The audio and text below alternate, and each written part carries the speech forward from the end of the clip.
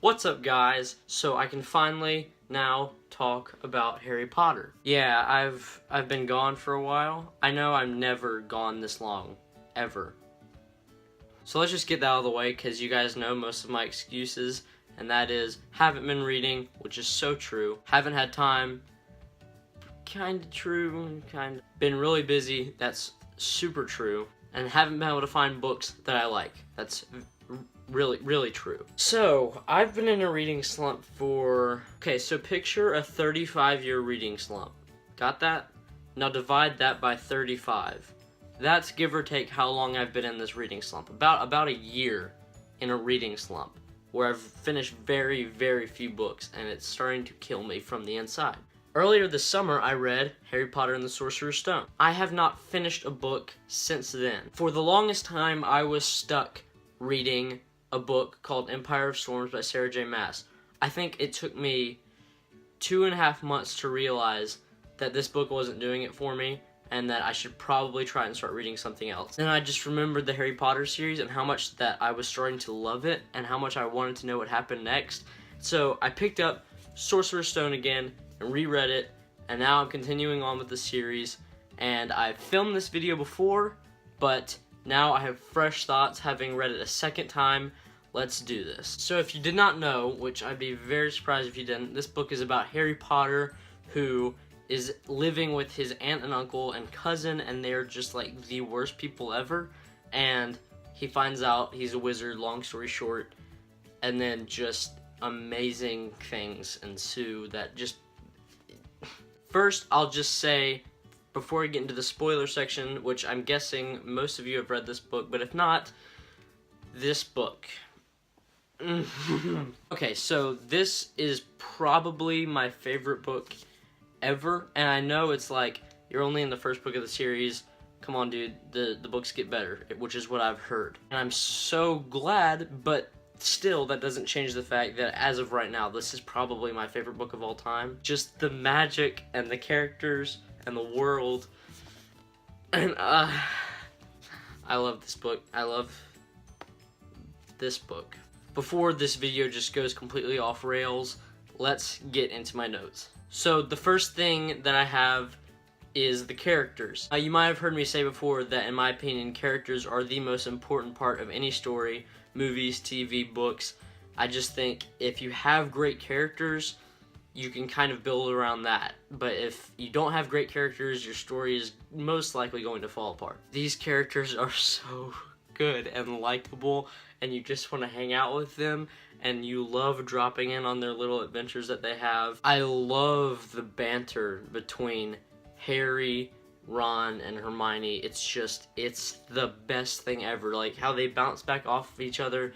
It's just really realistic of how kids would talk, and it's just so awesome listening in on their conversations. It really does feel like you have an invisibility cloak on and you're eavesdropping on these people's lives. It's amazing. Another thing that I will say is this world is incredible.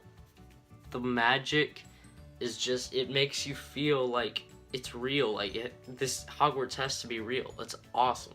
That's really all I can say without any spoilers. So if you haven't read this book, bye.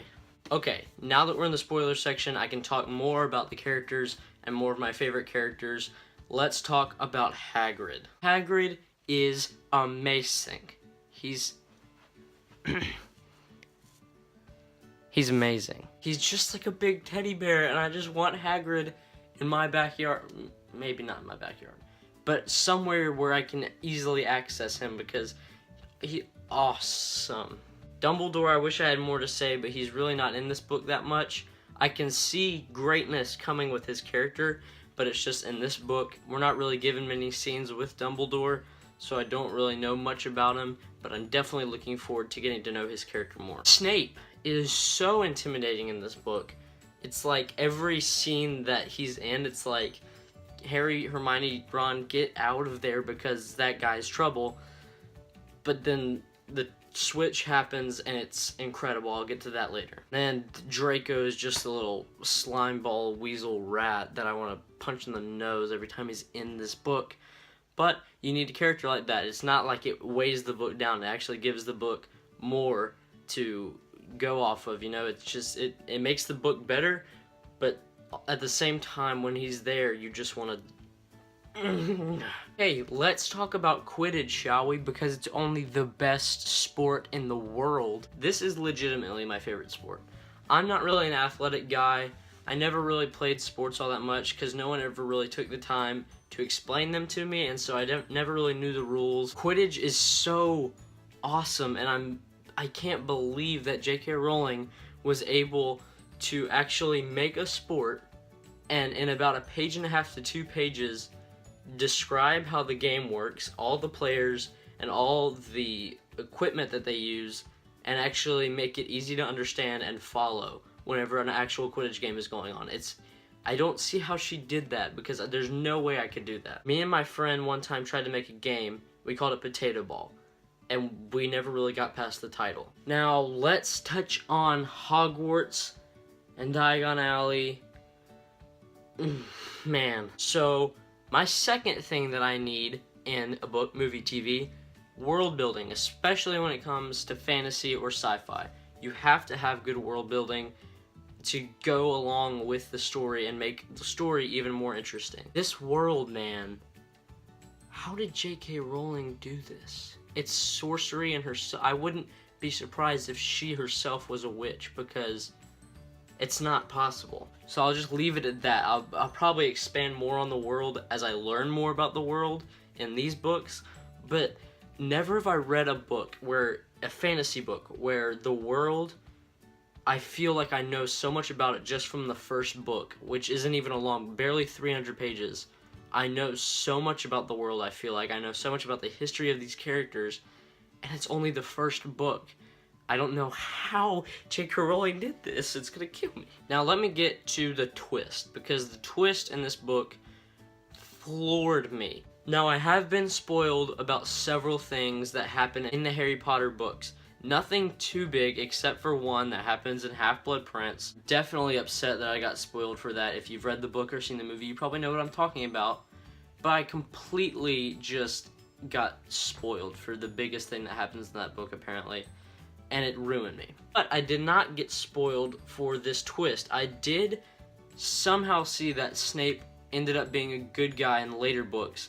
But I still, everything lined up perfectly to him being the guy who's doing all this stuff, but yet he didn't. It was Quirrell, whatever his name is. Stupid turban crackhead, whatever. That dude, man, like, I did not see that coming. How? And then rereading it, going in from different eyes, knowing that Snape didn't do it. I was always looking for things that did not point to Snape doing it, but everything pointed to him doing it. And during the Quidditch match, when Hermione lit Snape's robes on fire, Hermione pushed Quirrell over, I was like, oh, that's why. I had completely forgotten that happened, and that's awesome. Another thing that's maybe just me, it's a really small thing, but I feel like other people think about this too. The chapter names, man, are amazing in this book. I really enjoy it when authors take time to name their chapters. It's not always necessary, but in books like the Percy Jackson series, it's really nice because it's very personal. These titles are just awesome, and I love all of the different ones that just are laced with like magic and adventure. I love this book. I really do feel like, since these chapters are a little bit on the longer side, I feel like each chapter is a different story that just every once in a while you're dropping in on these kids while they're going to this school, and you're seeing an adventure that they took place in, like the Norwegian dragon, Norbert, the Mirror of Arist, and them trying to figure out who Nicholas Flamel is. I love it. Last thing I want to touch on before I end this video is one of my favorite parts of this, which is this book overall is a pretty light-hearted book. It's never too heavy. You can definitely tell this is a middle grade book, even though it's definitely, in my opinion, could fit into the YA genre. You can see it's middle grade. Some of my favorite parts are those times when the book just barely hints at darkness. A great example of that is in the Forbidden Forest with Voldemort and Quirrell with the unicorn blood. It's a really dark scene whenever Quirrell or Voldemort, whichever one, looks up and tries to chase Harry and his head starts burning. It's a great scene, and it just hints at the darkness of what's to come with Hogwarts and its deep secrets and unknown things. It's awesome. So that wraps it up for my Harry Potter and the Sorcerer's Stone review. Again, very sorry that I've been gone. I don't really have a huge excuse. It just, reading slumps, man. Reading slumps. Can they just stop? Hope you enjoyed this video. Let me know your thoughts on Harry Potter and the Sorcerer's Stone down below. Please do not leave any spoilers pertaining to the rest of the series, because again, I haven't read it. The only real thing that I know besides Sorcerer's Stone is what I've read in Chamber of Secrets, which I'm currently reading, so I should have a review up for that soon. So expect, once I get these books going, for more videos to be coming, because every time I finish one, I'm just going to review it. So thank you guys so much for watching, and I will see you guys the next time that I see you. Caw-caw!